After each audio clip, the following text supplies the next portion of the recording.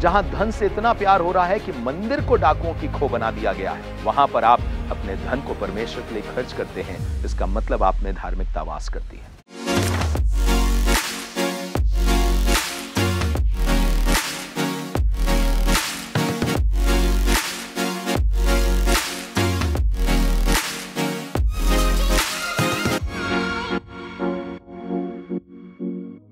जय मसीह की एक बार फिर से जियो जिंदगी चैनल पर आपका स्वागत है। और हमारी सीरीज जो चल रही है वो ये है कि जेनरोसिटी ब्रिंग्स हार्वेस्ट, कि किस तरीके से उदारता आशीष लेके आती है और फसल लेके आती है। और कई बार ये फसल सिर्फ शारीरिक चीजों की नहीं है, शारीरिक की भी है पर आत्मिक की भी है, जैसे हमने पिछले समय में देखा।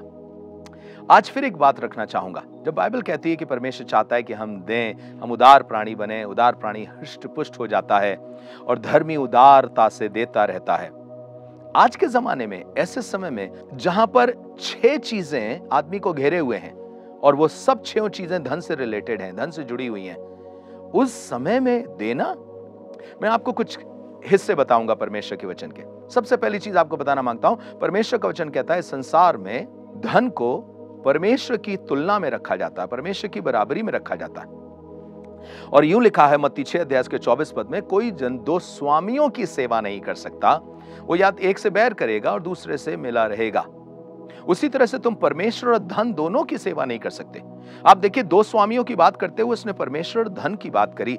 परमेश्वर तो स्वामी है ही, हम जानते हैं, लेकिन क्या धन भी स्वामी की तरह काम करता है? जी, धन के लिए काम करना, सिर्फ धन को प्राप्त करने के लिए काम करना, धनी होने के लिए प्राप्त करना, आपके इस भाव को दर्शाता है कि आपने धन को ही अपना ईश्वर समझ करके रखा है, कि धन है तो सब कुछ हो सकता है। जैसे कहा जाता है ना, अरे भैया आज के जमाने में अगर पैसा नहीं है ना, कोई पूछेगा नहीं। परमेश्वर के वचन में हम देखते हैं कि गरीब से गरीब लोगों को परमेश्वर ने ऐसा काम करवाया है कि सारा जगत उनको जानता है। पौलुस कहता है, हम कंगालों के जैसे दिखाई देते हैं पर बहुतों को धनवान बना देते हैं। तो ऐसा नहीं कि कंगाल के द्वारा परमेश्वर अद्भुत काम नहीं करा सकता, लेकिन सारी जिंदगी परमेश्वर आपको कंगाल नहीं छोड़ेगा, किसी के भरोसे पर नहीं छोड़ेगा।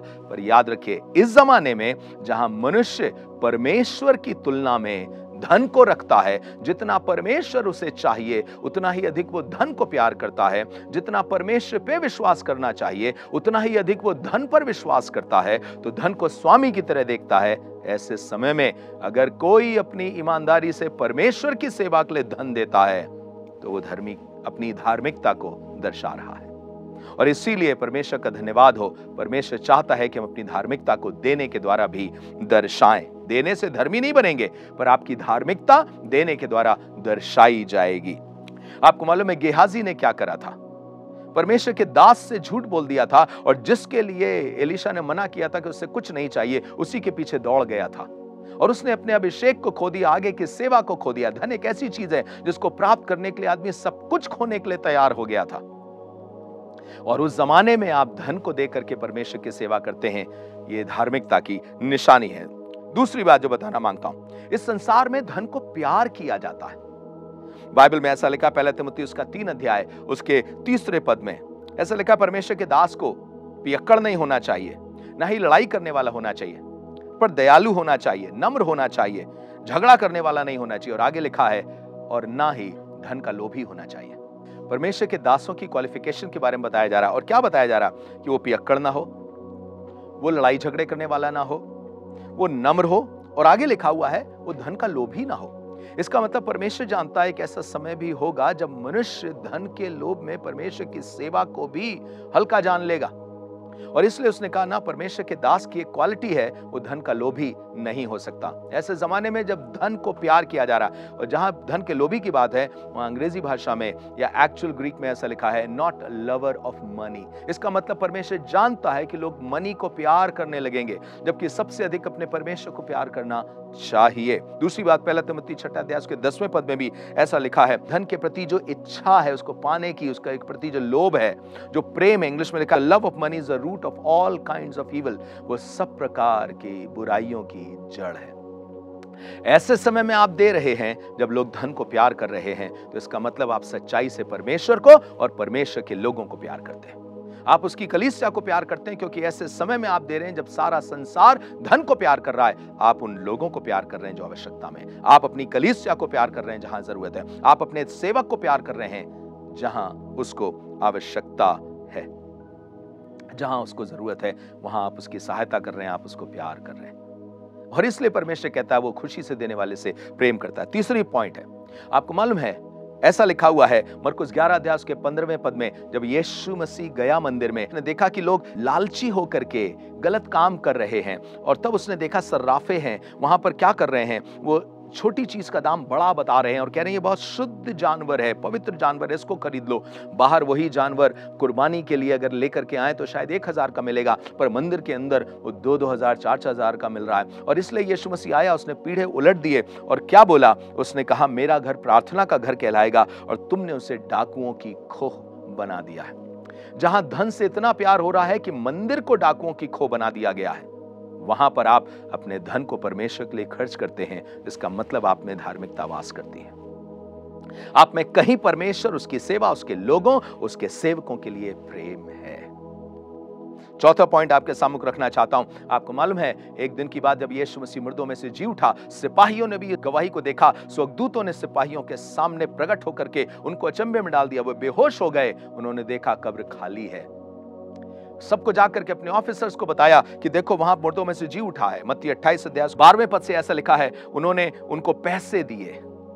पैसे देकर के कहा अगर कोई तुमसे पूछे क्या हुआ तो बता देना उसके चेले रात में उसे उठा करके ले गए थे। वो चेले जो डरे हुए थे, वो चेले जो अपने आप को कमरे में बंद करे हुए थे, उन पर इल्जाम लगाया जा रहा कि वो यीशु मसीह की कब्र को खोल करके यीशु को ले गए। कैसे संभव था? इतने सिपाही हैं। उनसे बोला गया यही इल्जाम उन पे लगा देना और तुम अपने ऊपर मत लेना कि तुम बेहोश हो गए थे। उसके जी उठने की गवाही को बदल देना। और आपको मालूम क्या लिखा है? 15वें पद में लिखा है, सो उन्होंने पैसे लिए और जैसा उनको बताया गया था उन्होंने उसी तरीके का गवाही फैलानी शुरू कर दी कि चेले उसकी लोथ को उठा ले गए हैं। आज संसार में पैसे लेके गवाही देने को, बदलने को तैयार है। आज संसार में ऐसे लोग हैं जिनको पैसा दे दिया जाए तो अपने विचारों को, अपनी भावनाओं को, अपने सब कुछ को बदल देंगे, विश्वास को बदल देंगे, जो देखा है आंखों देखी बात उसको बदल के झूठी गवाही देंगे। ऐसे जमाने में जब आप सच्ची गवाही के लिए पैसे खर्च कर रहे हैं, ऐसे जमाने में जब सच्ची गवाही फैले प्रभु की, तब आप पैसे दे रहे हैं, तो इसमें आपकी प्रेम और आपकी भावना जो विश्वास की है वो प्रदर्शित होती है। और इसलिए परमेश्वर कहता है मैं खुशी से देने वाले से प्रेम करता हूं। आपको यह भी मालूम होना चाहिए यीशु मसीह को उसके चेले ने पैसों के लिए बेच दिया, 30 चांदी के सिक्कों के लिए बेच दिया। लूका उसके 22 अध्याय 3 से लेके 5 पद तक लिखा हुआ है। वो लोग खुशी खुशी उसको पैसे देने लगे, यहूदा इस्करियोती को ले ले, और उसने पैसे ले भी लिए। हालांकि वो पैसे उसके लिए बाद में किसी काम के नहीं रहे। ऐसे जमाने में जब लोग अपने गुरु को बेच रहे हैं पैसों के लिए, वहां आप अपने पैसों को खर्च करके अपने उस गुरु की सेवा में दान कर रहे हैं। यह धार्मिकता है, ये परमेश्वर के प्रति प्रेम है। संसार में आपके लिए गुरु हैं, आप उनको पैसे दे करके कह रहे हैं आप गवाही दीजिए, आप उनकी सहायता करिए, ये परमेश्वर की सेवा है। और मेरी दुआ है कि आप उनके समान ना हो जाएं जिन्होंने अपने गुरु को बेच दिया, अपने स्वामी को बेच दिया सिर्फ पैसे के लिए। और अंतिम बात बताना चाहता हूं, पैसों के लिए 30 चांदी के सिक्कों या 30 सिक्कों में अपने भाई को बेच दिया था कुछ भाइयों ने, सिर्फ उससे चिढ़ते थे इसलिए। ऐसे जमाने में जब लोग रिश्तों की कदर नहीं कर रहे हैं, पैसा ज्यादा इंपॉर्टेंट है रिश्तों से, गुरु की कदर नहीं कर रहे, पैसा ज्यादा इंपॉर्टेंट है गुरु से, मंदिर की इज्जत उन्होंने दांव पे लगा दी है। क्यों? क्योंकि उनके लिए पैसा ज्यादा जरूरी है मंदिर से। गवाही बदल दे रहे हैं क्योंकि उनके लिए पैसा ज्यादा जरूरी है सच्ची गवाही से। ऐसे समय में जब उन्होंने मंदिर को डाकुओं की खो बना दिया है और आप पैसों के लिए लालची हुए चले जा रहे हैं, अपना सब कुछ ईमान बेच रहे हैं, ऐसे समय में ईमान के लिए जब आप पैसे देते हैं, ईमान को बढ़ाने के लिए आप जब सुसमाचार सुनाने के लिए परमेश्वर के लोगों की सेवा करते हैं या उन दासों की मदद करते हैं जो सेवा कर रहे हैं, तो निश्चय जानिए आप उस धार्मिकता को प्रकट कर रहे हैं जो यीशु मसीह में पाई जाती है और आप अनंत जीवन की कटनी काटेंगे। मुझे विश्वास है कि आपने इन संदेशों से आशीष पाई है। यदि आप चाहें तो आप सब्सक्राइब कर सकते हैं, लाइक कर सकते हैं, और आपको आशीष मिली है तो किसी दूसरे के साथ बांट सकते हैं। God bless you.